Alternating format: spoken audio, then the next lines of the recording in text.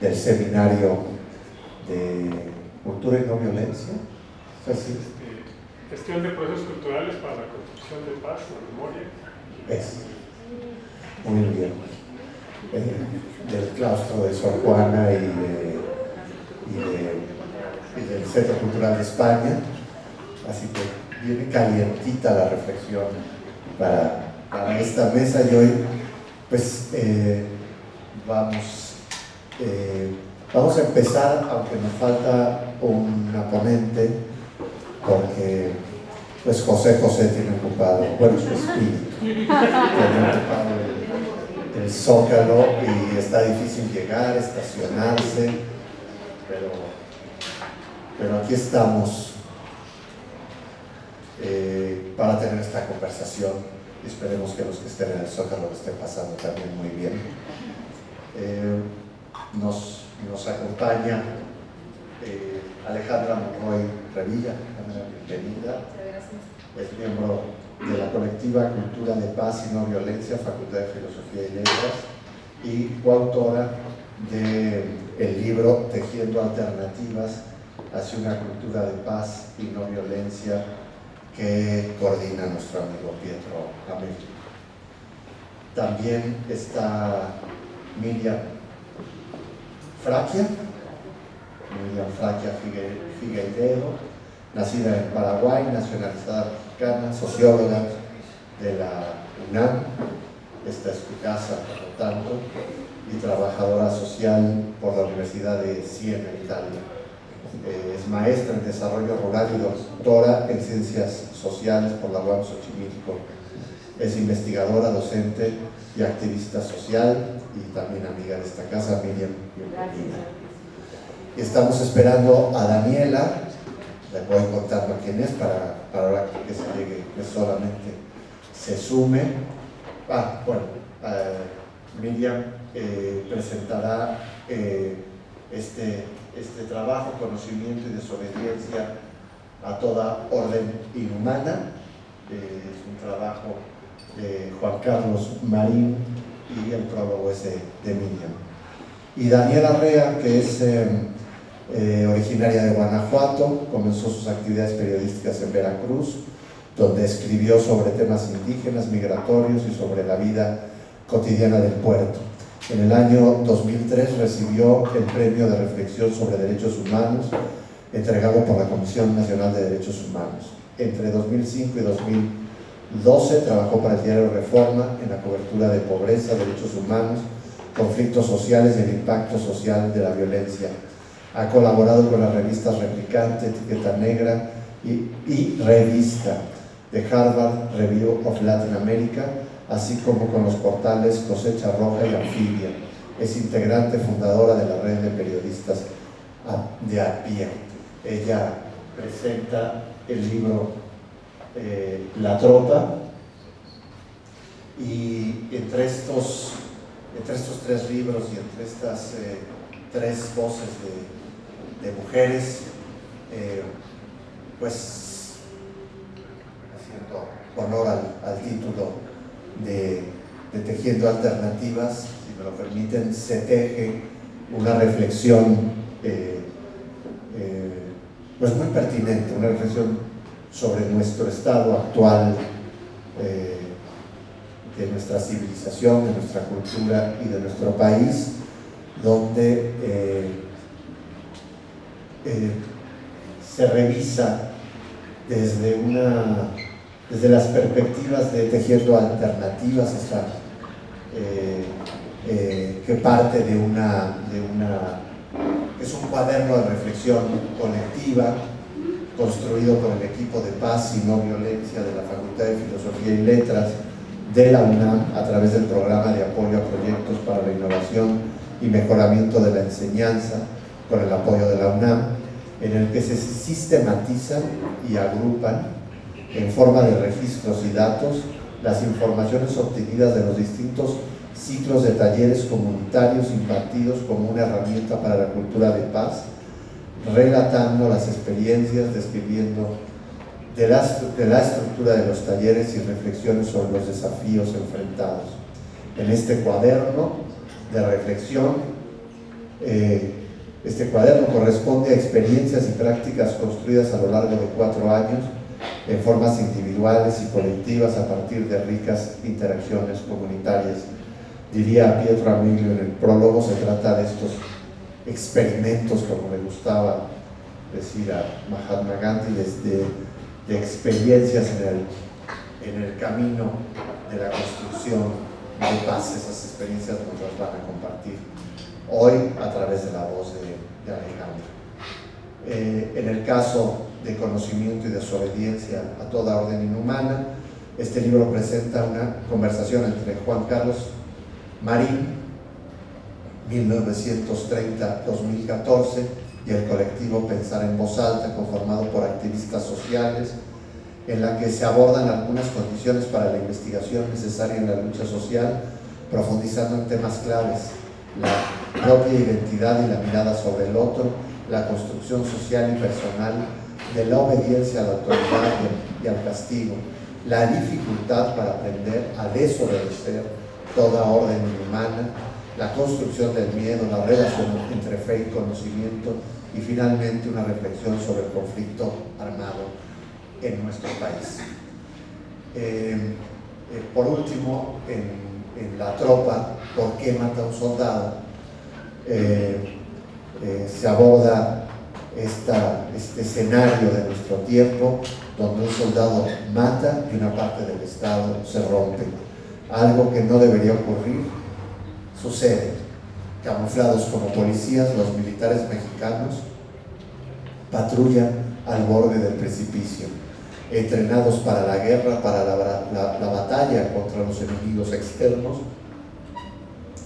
Esta situación, la conversión de militares en policías, plantea una ecuación irresoluble.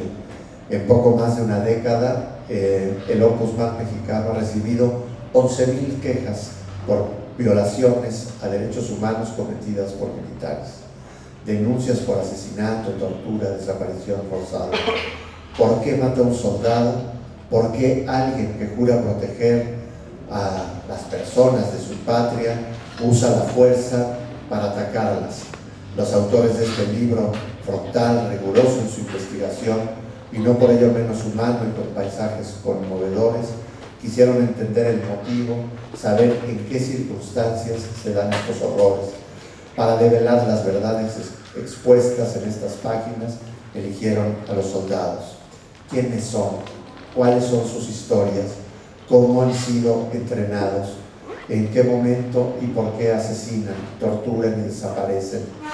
Hace 3 años, Pablo Ferri y Daniel Arrea iniciaron un viaje para buscar respuestas a estas preguntas, travesía que los llevó a la cárcel militar de Ciudad de México, a un consejo de guerra en Veracruz, a patrullar con soldados junto al río Bravo.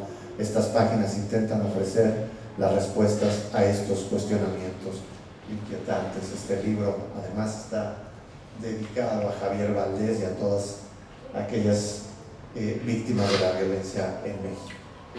En este mismo espacio, que lleva el nombre de José Clemente Orozco, iniciamos una serie de actividades, de reflexiones de lo que será la cátedra Mahatma Gandhi Alfonso García Robles, que tendrá como idea convertir a San Ildefonso en un espacio de diálogo, de encuentro, de intercambio de experiencias para la construcción de la paz, para formarnos en la no violencia, para pensar nuestro presente, nuestro tiempo, y pensamos que esta actividad, como la que comentaba hace un momento que tuvimos hace unos minutos en este mismo recinto, tienen que ver con eso. Finalmente, como comentaba, San Ildefonso es un espacio en el que siempre se ha concebido un nuevo mundo, desde su fundación por los jesuitas en el siglo XVI hasta formaciones en la República, en el México independiente, en la Revolución, epicentro del nacimiento del muralismo, de la pintura mexicana, de la rebelión de los estudiantes en 1968, la casa donde estudiaron gentes como Octavio Paz, fueron maestros, poetas como Pellicer y tantos y tantos y tantos mexicanos. Siempre ha sido un espacio pues que tiene estos espíritus tutelares que nos ayudan a pensar nuestro tiempo, a dialogar y a concebir el futuro. Así que sean todas y todos bienvenidos y comenzamos con este diálogo. Para empezar, le cedo la palabra a Alejandra Monroy Revilla para que comience este diálogo, este tejido de esta noche. Alejandra. Hola, buenas noches, muchas gracias por estar aquí. Es un gusto poder compartir con ustedes estas reflexiones que hemos hecho en conjunto, muchos compañeros de la universidad y quienes formamos la colectiva. Pues voy a empezar contándoles un poquito cómo surgió este proyecto. Todos compartimos una clase en la UNAM, en la Facultad de Filosofía y Letras. La clase se llama Cultura de Paz y No Violencia y la imparte Pietro Amelio. En esta oportunidad de dar talleres en el Museo de Memoria y Tolerancia, en un primer momento, fue por el tercer aniversario del Movimiento por la Paz con Justicia y Dignidad. Entonces nos invitaron a dar esta serie de talleres y en un inicio todos compartíamos la clase, pero teníamos diferentes proyectos y diferentes intereses, pues éramos de diferentes carreras, por ejemplo, entonces cada quien tenía diferentes temas para proyectos de titulación, en ese momento que se estaban llevando a cabo de manera independiente, y decidimos vincularlos desde la paz y la no violencia. Entonces cada quien propuso un taller que tuviera como eje la paz y la no violencia, pero con un tema que a nosotros nos moviera, nos gustara, nos apasionara. Entonces surgieron los talleres y bueno, nosotros justamente esta clase es una optativa, entonces somos personas con identidades muy distintas, artistas, estudiantes y profesores que somos de diferentes carreras dentro de la facultad y también otras personas de otras facultades. Entonces eso ayuda a enriquecer mucho nuestra reflexión y pues ese compartir entre todos y las diferentes perspectivas desde donde lo realizábamos y desde donde lo pensábamos en un primer momento. Nosotras en un inicio y hasta ahora nos basamos en un marco conceptual y retomamos autores como Juan Carlos Marín, Ledera, Pisas, Freire, Galtung, Piaget, por supuesto retomamos a Gandhi, a Foucault, a Milgram, entre otros. Y nuestro objetivo es poder hacer esa diferencia y esa reflexión que permita tener dinámicas sociales más sanas y justamente pensadas desde una no violencia y una paz positiva. Bueno, la colectiva se basa en una acción, reflexión, acción. Esto quiere decir que en un primer momento pues nosotros realizamos las acciones desde que comenzamos y posteriormente en el camino tuvimos un proceso de reflexión para lograr eso, pero después nos volteamos a ver a nosotros mismos para reflexionar sobre lo que nosotros estamos haciendo para construir esa diferencia, cómo la pensamos, cómo la accionamos, y justamente todas estas reflexiones pues van encaminadas a poder hacer mejor las cosas y poder pensarlas mejor y poder tener un impacto mucho más grande y lograr hacer acciones mucho más largas en espacios concretos que pues nos permitan tener como ese vínculo con los espacios en donde se vive la violencia, ¿no? Poder identificar estas violencias tan finas que nos atraviesan a todas en todos los momentos o en muchos momentos de nuestras vidas y tener justamente trabajar esa habilidad de detectarlos y de poder pensar cómo cambiarlos y pensar en alternativas que nos ayuden juntas pues a poder modificar este tipo de acciones que tenemos día a día, que son muy finas y son a veces muy invisibles, ¿no? Y obviamente esto con el objetivo de tener un cambio mucho más grande, grupal, social y colectivo. Bueno, la metodología que utilizamos para planear los talleres, como les comentaba en un primer momento, pues fue como fueron surgiendo, con lo que sabíamos, con lo que teníamos de experiencia en nuestras carreras. A veces hasta ese momento nadie había dado talleres antes de los que conformábamos la colectiva, entonces fue un reto muy grande porque no sabíamos a qué público iba dirigido los primeros talleres que dimos y pues no sabíamos cómo iba a salir todo, no sabíamos nada de la gente que iba a asistir y cómo iba a resultar justamente esa planeación que nosotras habíamos hecho, que obviamente en el momento tienes que dejar muchas cosas de lo que planeaste de lado y atender las necesidades inmediatas con las que la gente llega, ¿no? Las violencias inmediatas, la actitud inmediata con la que la gente está ahí y sus necesidades reales. Entonces, pues bueno, la metodología que utilizamos parte ahora, fuimos construyéndola con el tiempo y ahora tenemos una secuencia lógica que une todos los talleres, es decir, todos están unidos y vinculados de manera que son secuenciales y permiten tener una reflexión que va desde lo más concreto hasta lo más general, como podría ser el tema de la paz.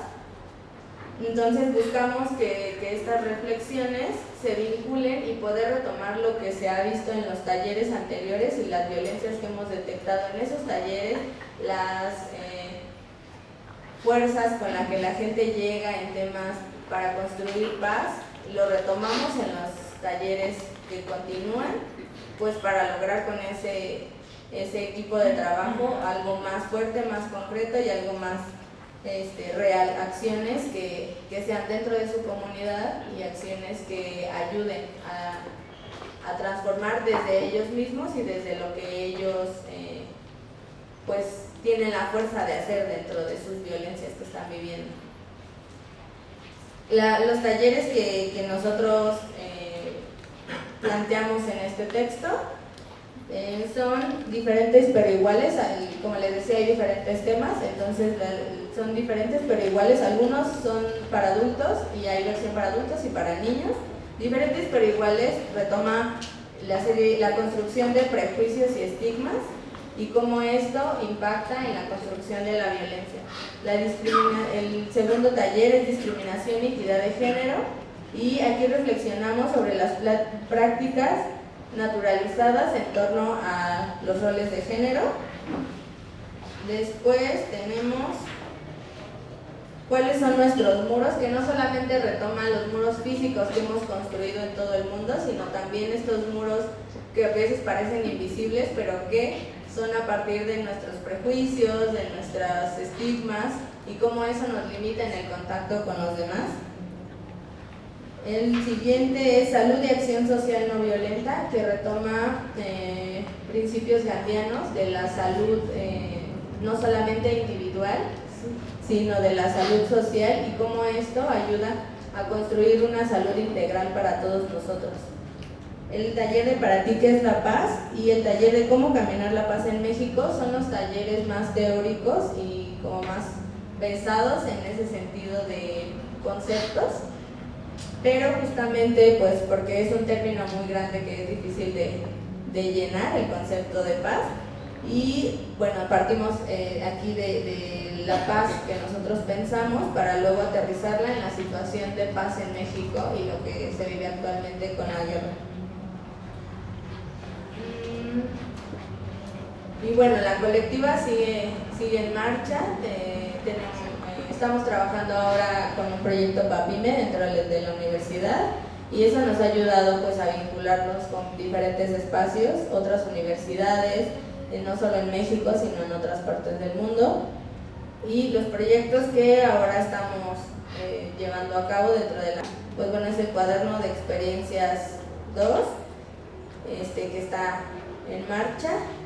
Y hicimos un diagnóstico de violencias en la universidad y justamente esa es una investigación muy importante que sirve para detectar los actores principales de la violencia, las víctimas principales de la violencia y pues obviamente pensar esas violencias para poder hacer cambios al respecto dentro de nuestra comunidad universitaria, porque claramente en algún momento los vivimos y se siguen perpetuando y viviendo y son una constante dentro de la universidad. Entonces nos interesaba voltear a ver el espacio en donde nosotros nos formamos y hicimos mucho de este trabajo y justamente pensar las violencias en este espacio. También tenemos algunos foros y una campaña gráfica. Alguna de nuestras compañeras ahorita nos platicará un poquito de la campaña, que está súper interesante. Se llama Juntos nos cuidamos mejor y justamente es una propuesta dentro de la universidad. Juntos nos cuidamos mejor, pues para atacar esta cuestión de las violencias que vivimos como estudiantes dentro de esos espacios universitarios. Y pues bueno, hasta aquí dejaría mi participación. Muchas gracias y le cedo la palabra a Miriam.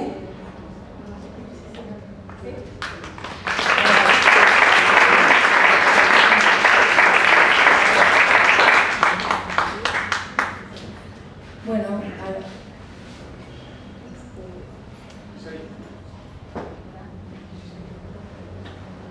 agradezco a Eduardo, al espacio que nos está permitiendo platicar. Todos mis apuntes quedaron en espera, pero si me puedes prestar el libro, te agradezco. ¿Por qué este libro de conocimiento y desobediencia a toda orden inhumana? Antes de meterme en el contenido para que se entusiasmen con el libro, contarles que fue el fruto de una conversación entre este sociólogo argentino que falleció en 2014 y el colectivo Pensar en Voz Alta, del cual participo, ante una circunstancia en que había sucedido lo de Artear en 1997 y por primera vez este grupo, después de muchísimos años en Cuernavaca, resolvió realizar una manifestación en las puertas del ejército. Nadie se había animado a hacerlo. Y leerle unas cartas al soldado como hijo del pueblo que no podía obedecer a la orden de exterminio. Pero se suscitaron muchos debates y muchas crisis morales intensas en el colectivo y a partir de ahí nace esta conversación. ¿Pero quién es Juan Carlos Marín? Juan Carlos Marín es una persona que fundó la carrera de sociología con Gino Germani y otros en Buenos Aires y luchó activamente contra las dictaduras del Cono Sur en Chile y en Argentina, y siempre ha formado equipos de investigación a lo largo de América Latina. Tuvimos la suerte, realmente el azar, de coincidir con él en la formación que nos ha dado como investigadores. Para él, el que lucha o el que es solidario no son iguales las dos cosas, ser solidario o luchar. Necesitaban tener un arma moral que desde su punto de vista era el arma más revolucionaria, la capacidad de generar conocimiento para activar las luchas con muchísimo mayor poder. Y por otro objetivo importante, que es el que marca todo este librito de esta conversación: disminuir la enorme indefensión que los que luchamos o somos solidarios tenemos ante la violencia creciente que se da en México, la indefensión ante la autoridad. Y su preocupación fue como dotarnos de herramientas sobre las cuales reflexionáramos para crear condiciones de la disminución de esa indefensión. Y bueno, es interesante cómo se va dando la conversación, las preguntas, al final es una reflexión colectiva, en que inicia con decir, y bueno, y les instalo la pregunta que nos infartó, pero así fue, era: ¿y quién piensa en tu cabeza? ¿Quién piensa? ¿Tú crees que tú piensas en tu cabeza? ¿O quiénes piensan. Es decir, empezar a tomar conciencia de quién soy yo y quiénes son los otros con los que me relaciono. Tener una concepción diferente que rompe un paradigma de lo que era la relación sociedad-individuo en el siglo XIX, y se instala otra que fue fundada por Piaget, Norbert Elias, por citar a alguien, en que en realidad somos un conjunto nuestro cuerpo es la historia y la resultante de un conjunto de relaciones sociales, y nuestras identidades son fruto de las redes sociales o de los entramados sociales en los que nos movemos. ¿Cómo somos mirados por esos entramados sociales? ¿Cómo somos mirados? Porque esa mirada se instala en mi mirada y me da existencia.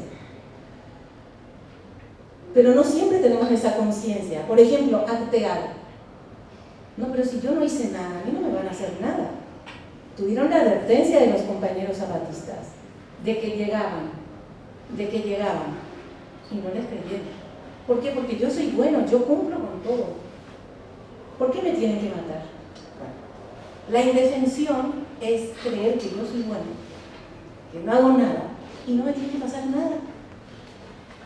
Pero no soy capaz de darme cuenta que el que me ve con, me asocia con, y le vale un gorro si yo pago mis impuestos, me comporto como una buena ciudadana o lo que sea. No, ¿se entiende? Entonces, como una condición básica para desobedecer órdenes inhumanas es ir teniendo simultáneamente conciencia de quién soy y quiénes son los otros que están en mi cabeza o con los que yo me relaciono. ¿Quiénes son los otros de los que me tengo que cuidar? ¿Y quiénes son los otros, ojo, a los que tengo que cuidar?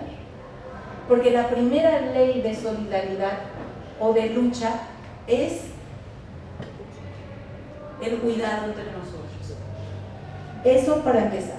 Entonces, la segunda condición es conocer cuáles son, porque se puede conocer, cuáles son los mecanismos a través del cual se implementa en nosotros desde que nacemos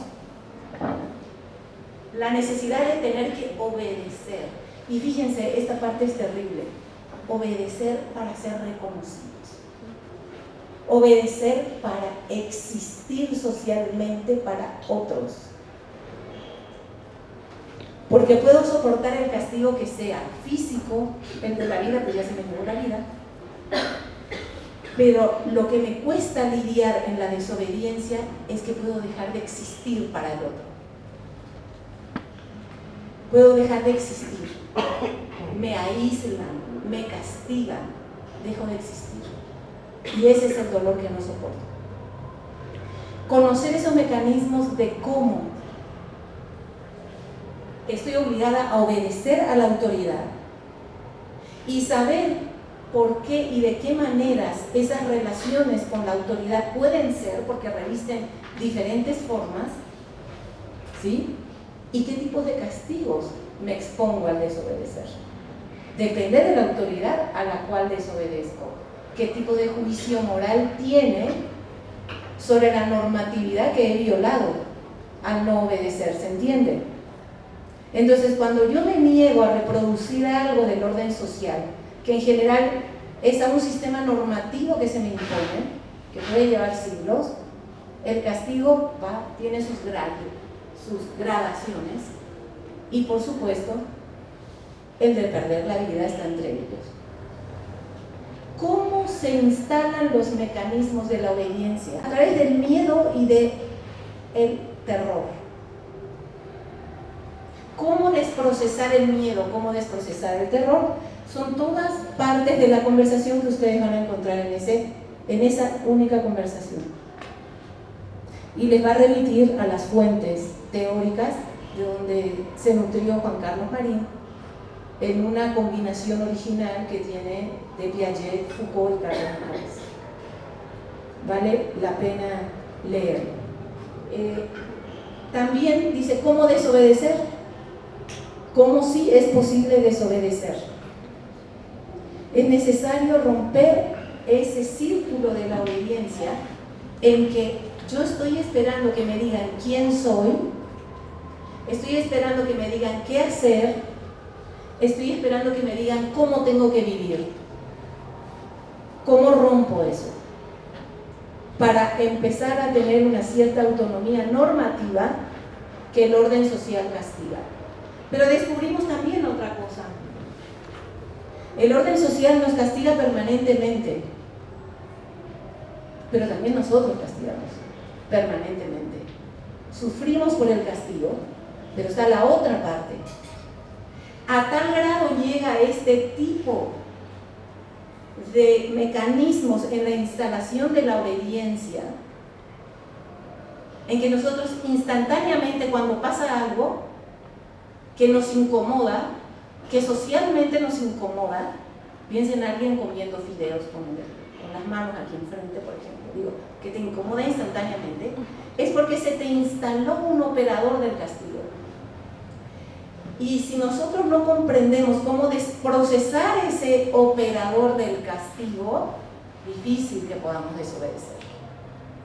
Entonces, sin querer, contribuimos con nuestros cuerpos a ser reproductores del sistema que en nuestro discurso aborrecemos, sufrimos, porque cargamos con una dosis tremenda de castigo. Un poco quiero decirles, es ese el contenido de este librito. Y les tengo una buena noticia si les interesa este tipo de enfoque, bastante operativo por cierto, porque es el que ha guiado nuestras investigaciones sobre la lucha social, sobre el costo humano, etc. También hay otro libro que no es el caso, que no lo presentamos, pero si llega Pietro lo mostramos, que es una antología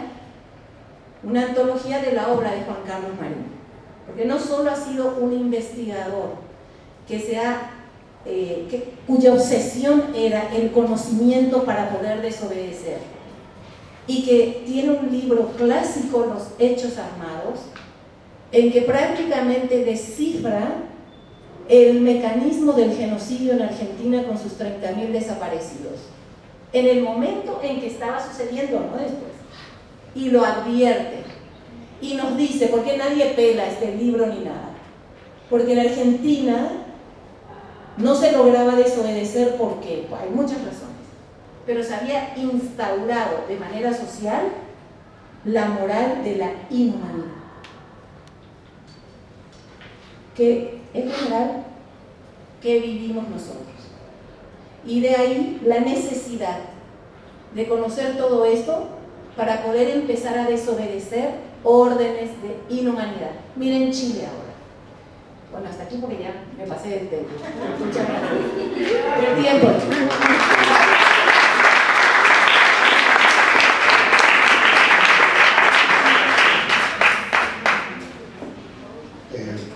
Daniela, ya te presentamos el libro, sabíamos que venía al tema, y bueno, pues me parece de la pregunta de por qué somos incapaces de desobedecer por qué mata a un soldado, creo que el diálogo está puesto, la mesa para que tome. Muchas gracias y una disculpa por mi retraso. Bueno, Miriam decía que se salía del tema, pero yo justo venía pensando y leyendo una carta que nos compartían unos amigos de Chile y decía, es que es evidente que hoy tenemos que hablar de lo que está pasando, así que yo creo que hasta apenas estamos entrando.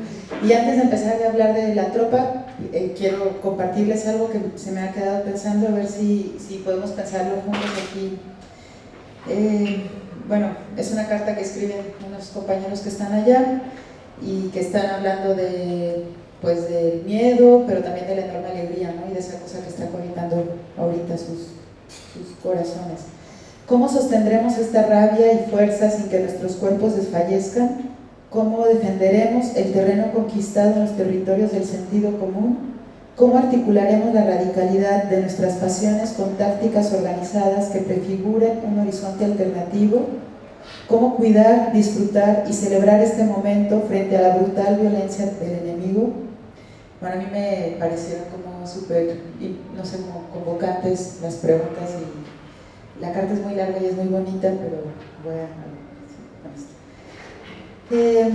bueno, me voy escuchando sobre todo a Alejandra y sobre todo también a Miriam, porque creo que hace un diálogo muy orgánico con una parte del libro de la tropa. Más que tratar de responder a la pregunta de por qué mató a un soldado, me quisiera enfocar en una parte del libro que tiene que ver con obediencia. Cuando nosotros iniciamos la investigación, hace ya unos 4 años, ahí en el penal campo militar número 1, y que pudimos hablar con algunos soldados que estaban acusados en proceso de homicidio, una de las principales cosas que nos compartieron y que para mí fue como uno de los más grandes hallazgos en esa primera etapa de la investigación fue justo el tema de la obediencia, y uno de ellos lo describió de una frase que me parece como muy reveladora, que más o menos dice así: cuando dice, en el ejército tú no aprendes a respetar, en el ejército tú aprendes a obedecer, ¿no? Entonces, esa división se me hace súper clara. Y cuando tú solo sabes obedecer, tú ya no eres una persona, tú ya solo eres unas manos que hacen cosas, ¿no? Que hacen las cosas de alguien más.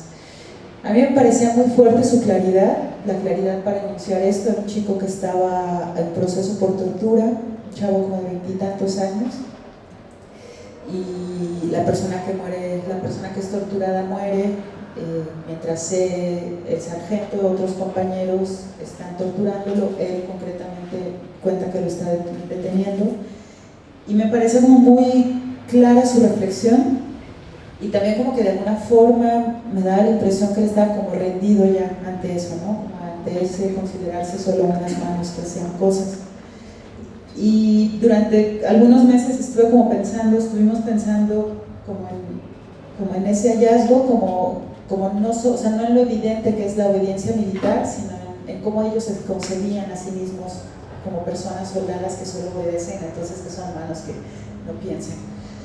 Y yo, en un momento en el que escuchamos tanto el relato de la obediencia, bueno, a ver, cabe aclarar que dentro del Código Penal Militar la desobediencia se castiga, ¿no? Hay distintos niveles de castigos, pero incluso cuando tú desobedeces, tú como soldado desobedeces una orden que es ilegal o que puede derivarle en daño a alguien, aún así se te sanciona con la mitad de la pena mínima, que pueden ser, o sea, ya no hablemos de los años de cárcel, algunos meses.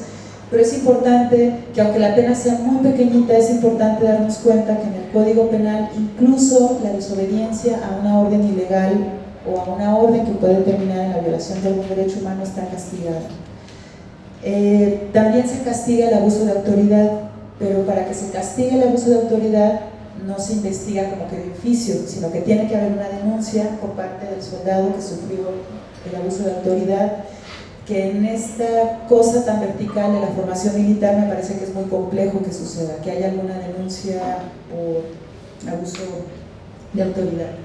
Bueno, después de algún tiempo de estar haciendo la investigación, nos dimos cuenta que ya eran muchos soldados los que argumentaban el tema de la obediencia. Entonces, de ser un gran hallazgo emocionante, ya terminó siendo como una justificación, o sea, ya lo veíamos como una especie de justificación, en donde ellos decían, pues es que yo no tenía alternativa, porque si desobedezco me acuartelan, y me parecía muy interesante, y ahorita lo pienso cuando, o sea, mientras lo estoy diciendo en voz alta, lo pienso, me parecía muy interesante que lo que operaba en su mente al momento de decidir obedecer o no, se limitaba en realidad a cosas como muy inmediatas, ¿no? O me van a acuartelar, o me van a sancionar.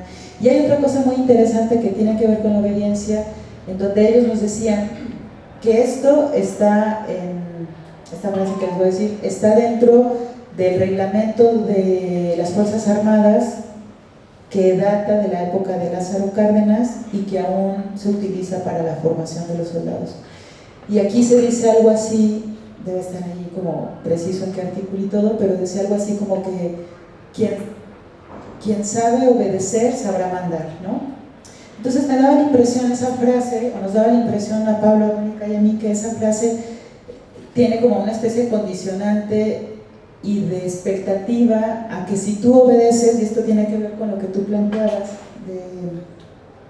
de que la obediencia te hace tener como un lugar social, ¿no? Si lo entendí bien.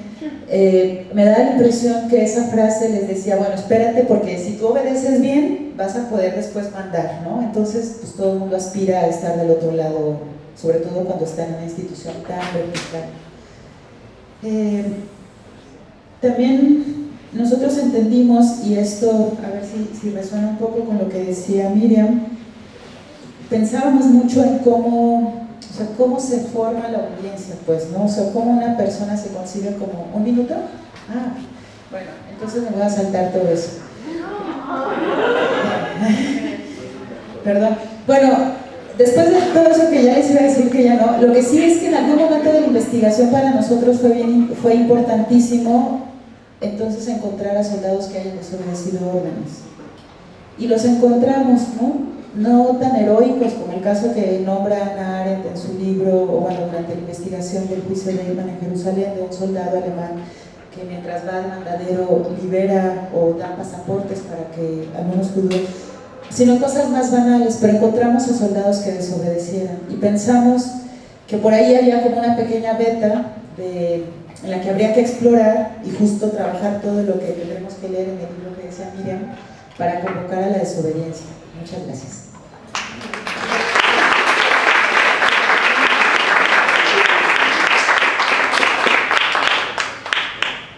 Bueno, yo creo que estas primeras tres intervenciones las podemos ver como eso, como una primera ronda que puede dar pie, o propongo que dé pie a un diálogo cruzado entre estas tres experiencias que se transforman en tres libros que tienen como función justamente de lo que hablaba Miriam, ¿no? de transmitir un conocimiento que permite que se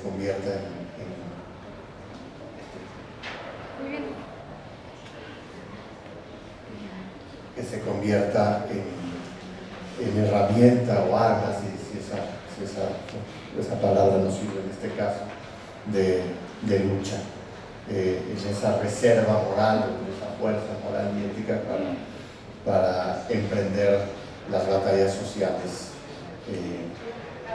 que buscan la emancipación, que buscan la liberación, que buscan alguna forma de reconstituir la justicia. Entonces, si les parece bien, hola Pietro, bienvenido. Encontraste estacionamiento.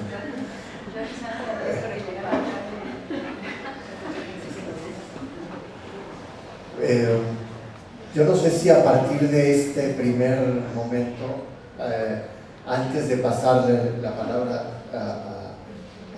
a quienes hoy compartimos este espacio, le gustaría a Miriam o a Alejandra dialogar con lo que acaba de decir Daniela y conectar un diálogo. Pues Daniela decía algo respecto al soldado, ¿no? Que obedece para mandar. Un poco Lito Marín, ¿no? Le llamábamos Lito a Juan Carlos. Decía que en realidad uno en la etapa en que obedece, lo hace le importa el otro cuando obedece, o porque lo va a castigar o porque le va a ser gratificante de algo. Y si no, realmente no le importa, ¿no? Entonces, obviamente hay una cierta etapa en que ni siquiera pensamos que es posible desobedecer. Hay una etapa en que la sola idea de desobedecer no se registra. Lito Marín lo retoma mucho de Piaget, que más allá de lo que se cree era profundamente marxista, considerado la sociología quizás una ciencia todavía más adelantada que la psicología, y una persona que se encargó de querer estudiar cómo se hace para conocer más. ¿Por qué? Porque él aspiraba a una sociedad igualitaria. Entonces se va preocupando de entender las condiciones para crear eso, ¿verdad? Y descubre que tanto mental como afectivamente hay etapas por las que pasamos. ¿Y qué dice Juan Carlos Marín? El orden social también sigue esas etapas. Y estamos en esa etapa en que ni siquiera está permitido pensar que es posible desobedecer. Pero en el propio desarrollo mental y social hay condiciones que nos llevan a eso. Cualquiera de nosotros conoce lo que le ha pasado cuando ha desobedecido. Y no vamos a ahondar aquí porque nos vamos a poner a llorar todos del castigo que hemos recibido cuando de veras hemos desobedecido. Y así un poco la sociedad hace para esto. Entonces una idea en la militancia, en la lucha, era llevar esta idea a los soldados. Es que tú puedes desobedecer. Porque la obediencia está construida por una cantidad impresionante de órdenes que tengo que cumplir. La verdad, elijo cuál cumplir. La que me va a afectar o la que me va a beneficiar. Y el resto, realmente no obedezco. Van a decir que en este desenvolvimiento moral, el momento en el momento en que realmente obedezco de corazón, es cuando tenemos la capacidad de una reflexión colectiva y de crear espacios de cooperación con principios de realidad y de igualación. Y un poco la idea era de que los soldados, la obediencia por el portal, pudieran llegar a eso, ¿verdad? O por lo menos empezar a pensar que es posible. Así es. Que Pietro nos compartió cuando estábamos como terminando de escribir La Tropa, nos compartió los folletos, como unos trípticos que repartieron alrededor allá en Chiapas, que justo como en los años del ataque, y me enterneció mucho, o sea, como que no es enternecer, sino que me pareció como, sí, o sea, como que había una cosa, pero había también como una cosa como súper poderosa en esa ingenuidad, ¿no? De ir y decirles, oye, tú puedes desobedecer, o sea, como que el gesto de ir a decirle a un soldado, oye, es que tú puedes desobedecer, se me hacía como una cosa entre muy poderosa y muy ingenua también, ¿no? Y no sé, y creo que parte de la ingenuidad es que justo que creemos que no podemos desobedecer, ¿no? Que estamos ya tan condicionados que la desobediencia parece más bien como algo ingenuo, ¿no? Como no el acto de provocarla, sino la desobediencia en sí. Yo quería comentar algo al respecto de esta construcción y de, pues justo de cómo reproducimos los castigos, y nosotros un poco en una experiencia que tuvimos en una escuela primaria de Tláhuac, lo que nos tocaba ver con los pequeños era justamente estas violencias que ellos reproducían, ¿no? Y cómo pues mucho nuestras relaciones como adultos se parecen muchísimo a las construcciones y a las relaciones sociales que ellos están teniendo y que están aprendiendo de su sociedad y de sus padres y de sus círculos más cercanos, y cómo las reproducen al relacionarse en la escuela entre ellos, ¿no? Obviamente teniendo cierto rol dentro del salón, justamente lo que decíamos, no solamente siendo castigado por la maestra, ¿no? Sino también ellos castigándose entre niños, poniéndose apodos, nos escuchan, nos pasaba un montón ese tipo de cosas, y que para nosotros era como súper fuerte atacarlo en el momento. Nos sucedió en uno de los talleres, por ejemplo, que dos pequeños se golpearon durante el taller de ¿para ti qué es la paz? Y fue como súper fuerte tener que dejar todo el taller de lado porque eso era lo inmediato, ¿no? Y eso nos sirvió para vincularlo con el texto de Piaget, de construcción moral del niño, y darnos cuenta que estas relaciones sociales se gestan desde la infancia, pero que no dejan de estarse construyendo día a día y perpetuando, sino que las seguimos reproduciendo y seguimos estando en los primeros estadios, en las relaciones sociales que tenemos entre nosotros, ¿no? Y que justamente no logramos esa autonomía para accionar y para pensar y para construir y para pensar en nuestra cabeza, ¿no? Y que no solamente adoptar lo que nos viene de fuera y hacerlo, ¿no? Sino cuestionarnos y cuestionar lo que la gente nos dice, lo que la gente hace, nuestras mismas acciones, que es súper importante, pero también vernos desde la mirada de los otros y poder reflexionar en nuestras acciones para después poder reflexionar de manera colectiva en lo que estamos construyendo entre todos, ¿no? Yo quería leer algo de lo que dice Lito, de por qué obedecemos, ¿no? Entonces dice, no es verdad que uno ha sido construido para ser sensible y de tener un proceso inhumano. Más bien somos permisivos y tolerantes ante enormes volúmenes de violencia. Y una de las razones es porque uno no se siente directamente involucrado. Pero la otra cosa es que uno ha sido entrenado para soportar el sufrimiento ajeno, sin sentirse comprometido. Tanto el otro se merece su destino, y su destino está preestablecido, y no es mi responsabilidad. Solo es mi responsabilidad cuando el otro me molesta por algo, o cuando me es gratificante por algo. Pero si no, el otro prácticamente no existe, ¿no? De este modo, dice Marín, estamos entrenados a normalizar la violencia que el otro ejerce sobre quien sea. Estamos habituados a no actuar cuando vemos un gesto violento o un hecho violento. Esas son las condiciones que reproducen la inhumanidad y la reiteración de ese tipo de hechos, porque la tendencia dominante es no actuar. Y entonces, por eso dice, la mayoría de ustedes están desarmados e indefensos, se quedan paralizados, dicen, no saben qué hacer, y por eso da la clave del genocidio, da la clave de por qué es posible el genocidio. Los que por eso, yo puedo decir, dice, los que producen y mantienen las injusticias no son pocos, son muchos, y cuentan con una fuerza adicional, nosotros, una ayuda excepcional. Y es que mucho de lo que nosotros somos, aquellos que estamos disconformes e incómodos con algo, en realidad no somos consistentes las 24 horas del día.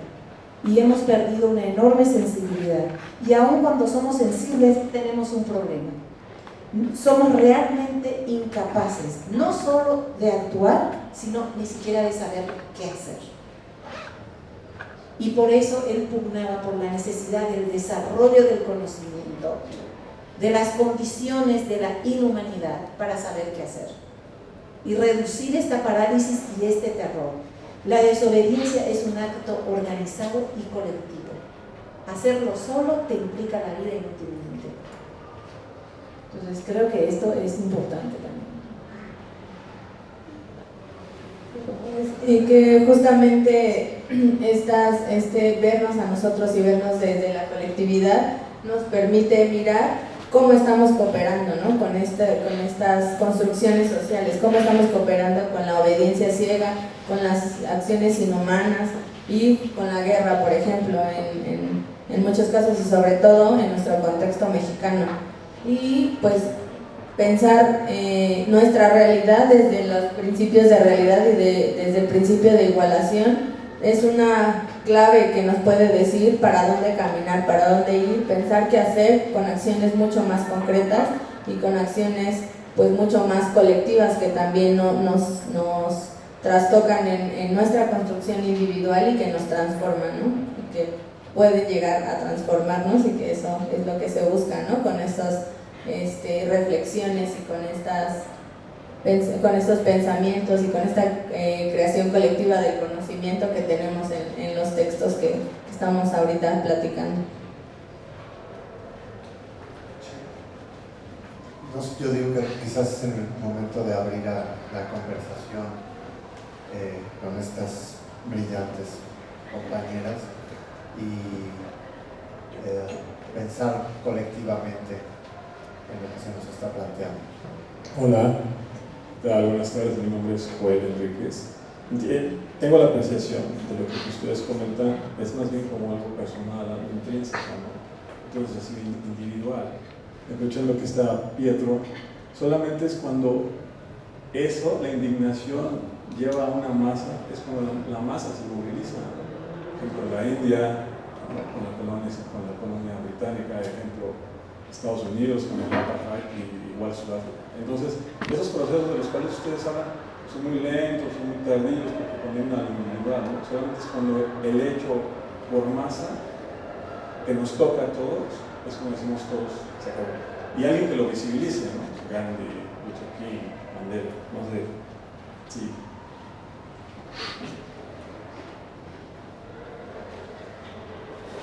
Será lento, pero es el único camino efectivo. Sin ninguna soberbia, pasa primero por uno y uno sin una colectividad no logra hacerlo. Probemos a cualquiera de nosotros. Cuando ve a un padre castigar a su hijo en la calle o a un hombre pegar a una mujer, meterse. A ver qué pasa. Entonces, a ver qué pasa. No es tan sencillo. No son principios abstractos. Es ensayarte a no ser cómplice de la violencia que ves a tu alrededor. Yo tuve una alumna que con toda la tranquilidad contó que en pleno semáforo, en una camioneta levantaron a una chava. ¿Y tú qué hiciste? Le digo. Nada, porque tenía miedo que me pegaran un balazo. Qué interesante.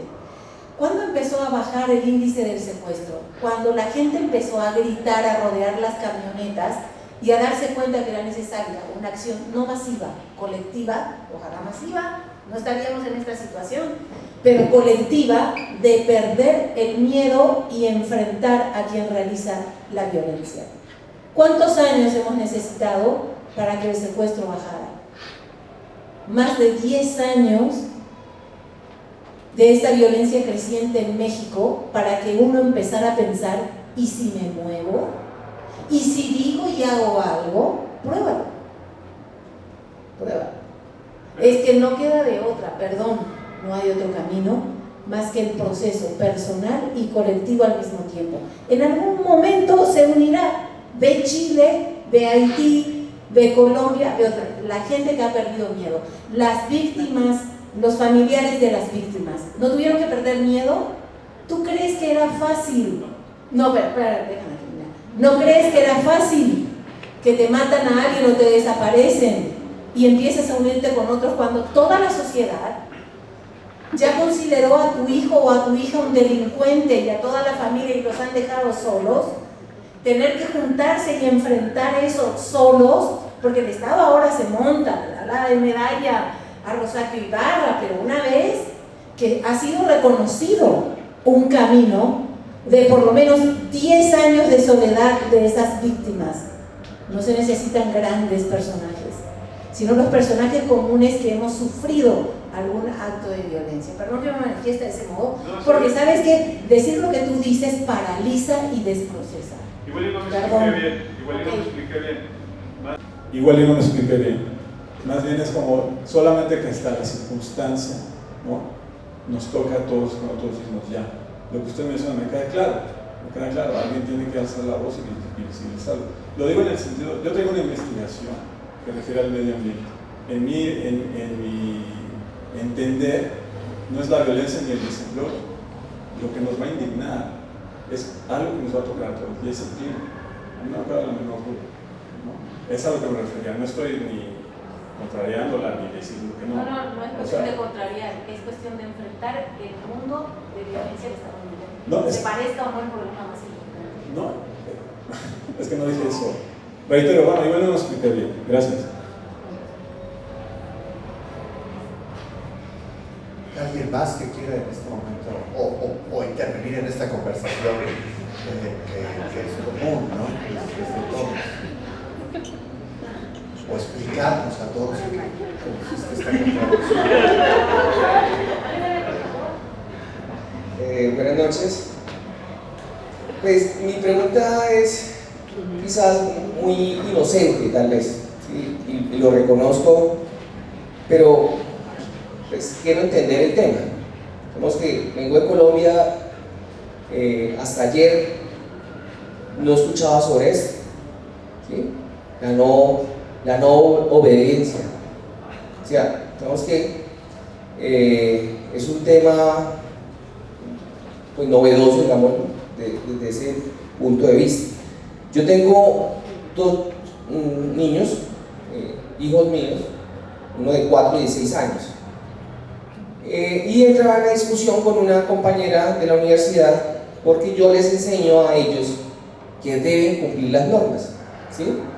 Pensando en que quiero criar unos buenos ciudadanos, ¿sí? Entonces, no se pasen el semáforo en rojo, no boten basura en la calle, lleguen a un lado y saluden. ¿Pero por qué, papá? Porque así es, porque la norma, porque debemos ser educados, porque decir gracias, bueno, en fin, siempre, no sé.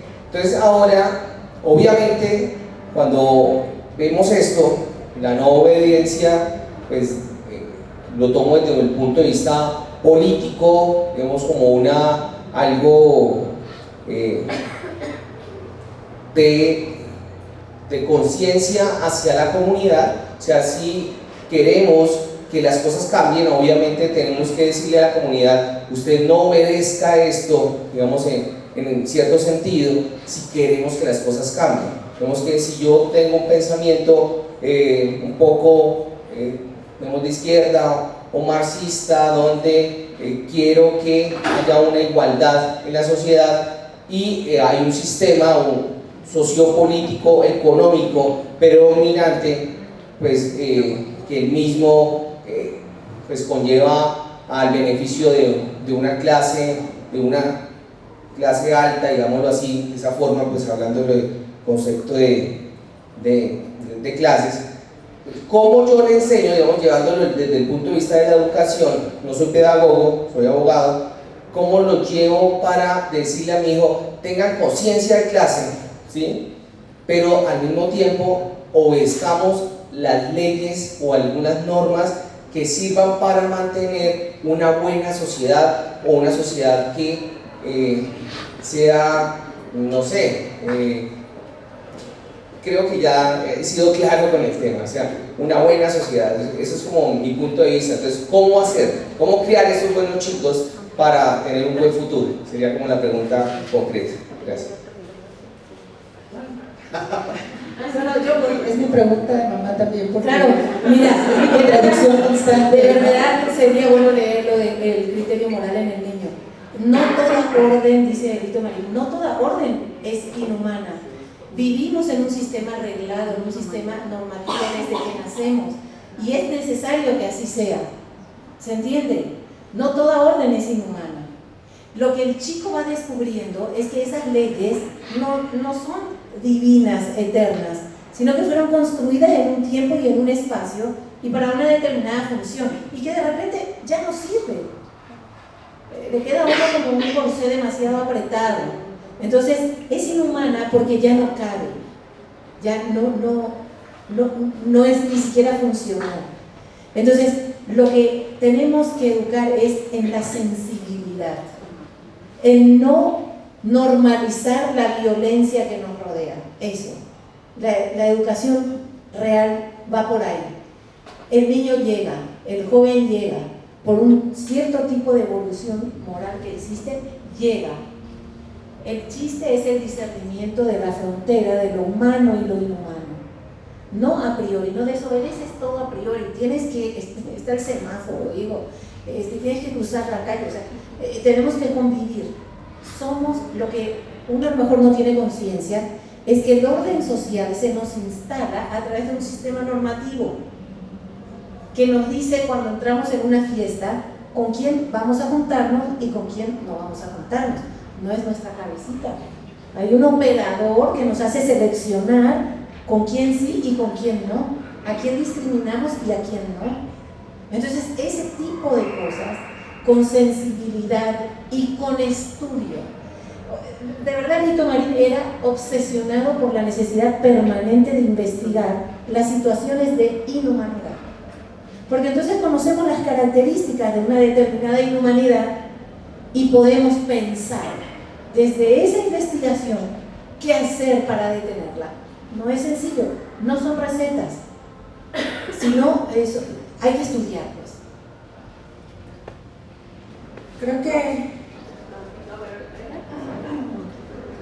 Creo que una parte importante justamente es tener bien claro que hay normas y hay reglas y hay como instrucciones que tal vez, por ejemplo, se les dicen a los niños pequeños y que sirven justo para salvaguardar su integridad, ¿no? Y que esa, pues ahí como pues la desobediencia no tiene tanta cabida porque pues no es, o sea, estás cuidando la vida de otra persona, ¿no? Y que esta desobediencia va justamente en el sentido en el que lo menciona Miriam, que es desobediencia a las órdenes inhumanas, ¿no? Y que para poder contrastar y fomentar esta desobediencia tendríamos que pensar la construcción de esas reglas y de esas normas, ¿no? Y quién las hizo, para quién se hicieron, de dónde las tomamos y retomar justamente también este planteamiento de quién está pensando en mi cabeza, ¿no? Y quién me está poniendo esas reglas, por qué las tengo que obedecer y cuestionarte todas estas cuestiones y estas personas tal vez que sí tienen nombre para ti, a lo mejor son tus padres, a lo mejor son tu familia cercana quien puso esa norma, que de pronto te das cuenta que es inhumano tenerle miedo a una persona que es pobre, ¿no? Por ejemplo, ¿no? Y entonces pues es como justamente reflexionar en torno a las normas y a la desobediencia.